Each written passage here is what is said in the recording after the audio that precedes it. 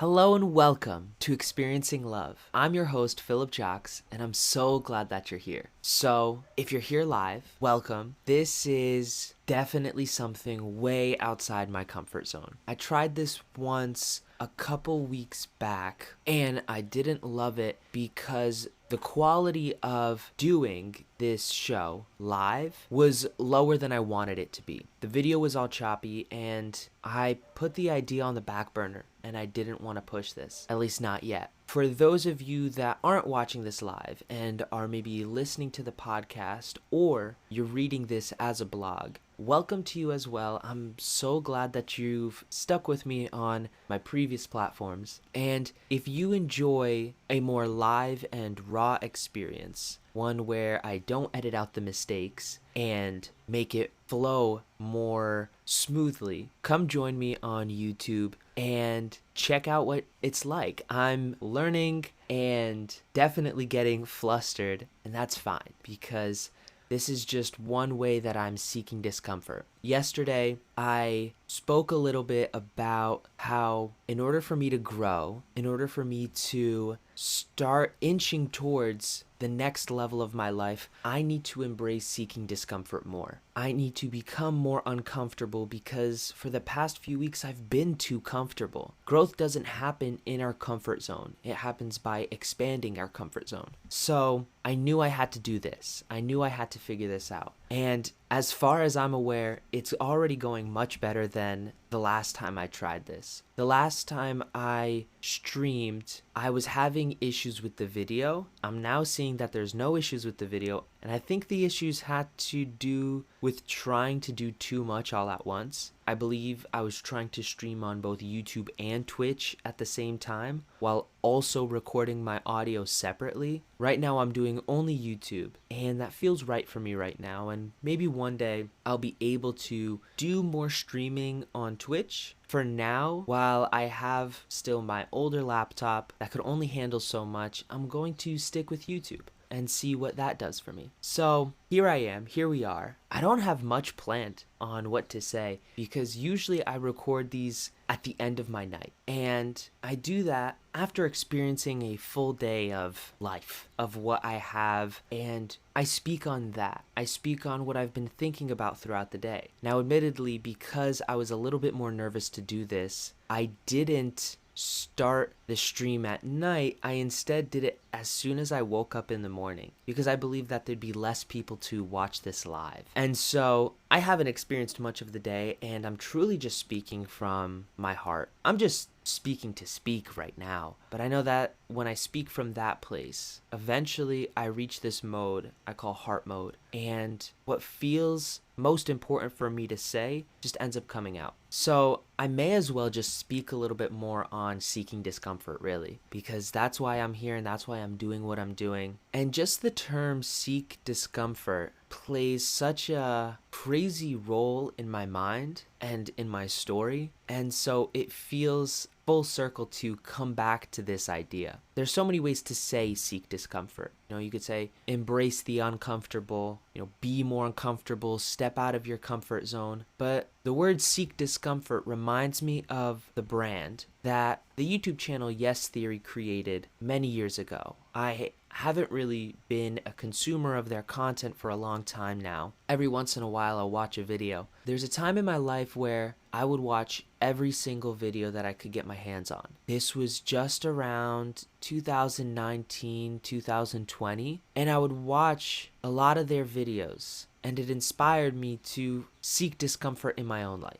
Well, it was around the time when I was looking at colleges to apply to. At that time, I didn't quite know what I wanted to do, being a 17, 18-year-old, still just trying to figure things out. And I ended up watching one of their videos. And at the end, if I'm not mistaken, it might have been Thomas, said something along the lines of, "What were your dreams as a kid?" when you were just a young boy or girl, what did you want to do? And have you made progress on those goals? Have you taken steps towards your dreams? Now, of course, I'm paraphrasing a bunch, but that was the gist. And being there, 17, 18 years old, I thought about what were my dreams as a young kid. I remember when I was about 5 or 6 years old, the thing I wanted most was to be an astronaut. I remember I wanted to be an astronaut, and it was a part of my childhood so strongly, up until the point that I watched some video about space, and they described these below ground moon shoots / volcanoes kind of thing, where pretty much if you fell into one of these, and they described this in the video, I believe, if you fell into one of those, they described how your body would just be crushed and disintegrated and melted or something like that. And for a 6-year-old, it terrified me, and I said, I don't want to do that anymore. I would like not to be an astronaut anymore. And I forgot about that dream. I let it go. And so fast forward to choosing colleges to apply to, I was looking at the major of computer science. I was like, I like computers, and I've been raised in a way to focus on money, or should I say focus on security. And I knew that security comes from making enough money to have all your needs met, and then some. And I knew computer science or computer engineers, they made good money. I did the research, and I wasn't passionate about it, but I was willing to make concessions. So when I watched that video, what were my dreams as a kid, and where are those dreams now? Am I making progress on them now? I realized that I haven't made much progress, but I could look into it now. And I looked into aerospace engineering, and truly it checked off my boxes, right? They make money, and it was vaguely something I wanted to do, right? At the time, when I saw that video, I was like, whoa, maybe my dreams are coming back for a reason, like I'm gonna go be an astronaut. And that resulted in me scrapping nearly my entire list of schools that I was going to apply to. And admittedly, this was like a week or two before applications were due. I scrapped my entire list and only applied to 2 schools, Rutgers in New Jersey and Georgia Institute of Technology, Georgia Tech. I only applied to those 2, and I remember telling people about it and them saying, Philip, that's so risky, only applying to 2 schools. What happens if you don't get into either of them? Now, admittedly, in the back of my mind, I was fairly certain I was going to get into at least one of them, at least Rutgers, being in state and just with the portfolio that I had, the transcript that I had. But I still took that risk. And crazy enough, I got into both schools.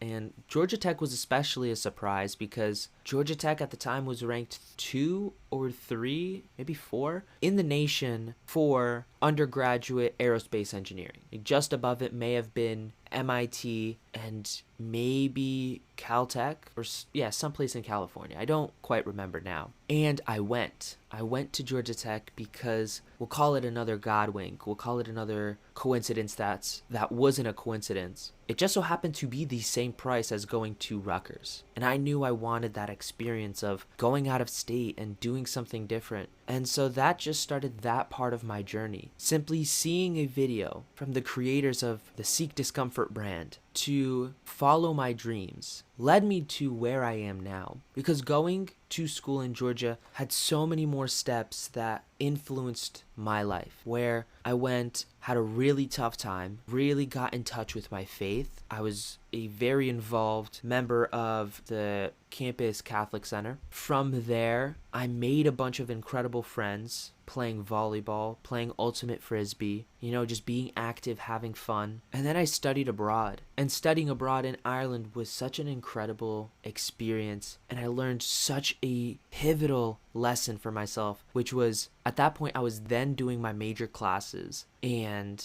I realized I didn't like it. It wasn't for me. I could no longer use the excuse that it'll get better in the future because I knew what I was doing then was my future. I didn't regret the 2 years that I was there, but I would regret the next 2 years if I didn't do something about it at that moment and I continued to hate it in the future. I knew so well that I could have easily finished, easily coasted by and graduated, gotten a job. I even had a friend who had a connection at one of the NASA research facilities. And he told me he would connect me with his uncle, right? With the uncle that worked there, my friend, I mean. So I was also fairly certain that I had a chance of even getting an internship at NASA. All of these things lined up in a way to say that I knew I could have kept going. I knew there was a path for me there, and that was the path of safety and security. But what really mattered to me was not so much safety and security. I realized that was more the needs and the will of my parents. Instead, it was to learn, grow, to seek discomfort, to find out who I was as a person. And to do that, I had to step away from everything I've ever known. I left school on a leave of absence for a year and just ended up never returning. Years went by and I started to learn about personal growth. I, for that entire time, was listening to podcasts and audiobooks and watching videos, and sooner or later started going to seminars, got certified as a life coach myself, and then discovered the power of masterminds. And I say all of this because now that also leads me right here, right now to this stream. I say all of this because back then, 5 years ago now, I watched that video. I was introduced to the channel of Yes Theory,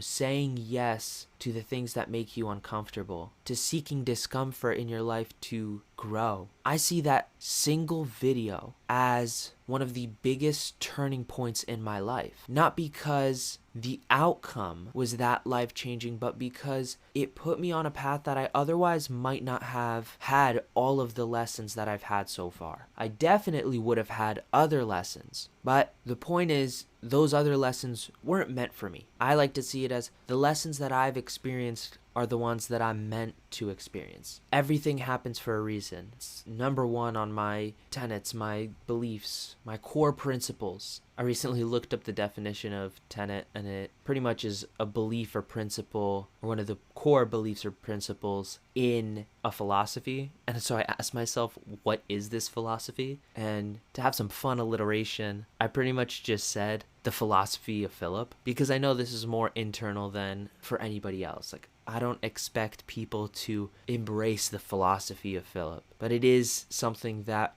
does govern and guide most of my decisions in my life. So anyways, that's my connection to seeking discomfort. Being here is part of seeking discomfort, and I want to keep doing this every day. I want to keep showing up. I want to keep recording. I want to keep streaming. And I know this is just that next step. Just like the podcast was one step, creating the blog was the next, creating this stream is the next. There's going to be more steps. At this point, I'm just creating my database, creating my content, and I know I'm going to repurpose this all later for something. So all that matters is truly showing up, being persistent, being resourceful with the challenges that I have, finding a way to make it work, and doing so in a way that makes me seek discomfort, that pushes me to new heights. So, like with yesterday, if there's any value that I can give to you, it's just one more reminder that I want you to seek a little bit of discomfort in your life. Some area where you're comfortable in may be the area that you need the most growth, the most push. If I could offer that to you, I would say, you know what makes you uncomfortable, and you know what would be a challenge for you. And so, what would be the harm in doing it? Once you have that answer, what would be the joy past the fear? What would be the love past the fear? What love can you experience in your heart? That's for you to answer, and for hopefully the world to find out. Thank you so much for being here. I hope you have a joyful rest of your day. Remember to always fill up with the love, and I look forward to seeing you in the next one. I love you.